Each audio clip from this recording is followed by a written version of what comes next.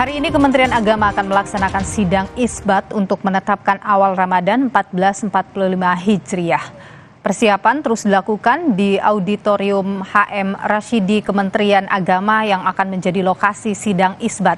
Sidang akan diawali terlebih dahulu dengan seminar posisi hilal yang bersifat terbuka untuk umum dan bisa disaksikan secara daring.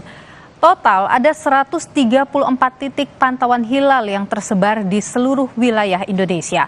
Setelah seminar dan sidang isbat, Kementerian Agama akan melakukan konferensi pers penetapan 1 Ramadan 1445 Hijriah. Di Ambon, Maluku, Saudara, pemantauan hilal yang dilakukan oleh Kanwil Agama Maluku bekerja sama dengan BMKG Maluku dilakukan di Hotel Tirta Kencana, Desa Mahusu. Saat ini persiapan sudah dilakukan. Pemantauan menurut rencana akan dilakukan pada pukul 18 saat terbenamnya matahari dan saat ini ketinggian hilal masih di bawah 0 derajat. Kantor Kementerian Agama wilayah Papua melakukan pemantauan hilal awal Ramadan di Pantai Lampu 1 Merauke, Papua Selatan. Pemantauan hilal di Merauke diperkirakan akan berlangsung hingga pukul 17 petang waktu setempat.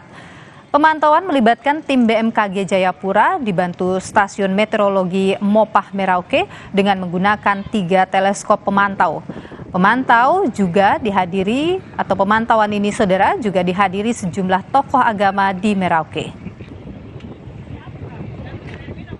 Ujung Timur di Merauke dengan beberapa tim dari PTA, dari BMKG dan seterusnya. Dalam hal ini, dalam ru'yah ini untuk ketinggian hilal di wilayah Merauke itu dalam posisi ketinggian 0 derajat min 20 menit. 0 derajat min 20 menit. Jadi bisa dipastikan ya, atau susah lah untuk dilihat atau diindra. Jadi untuk diru'yah itu hilal itu kemungkinan besar tidak akan bisa terlihat karena masih di posisi 0 derajat.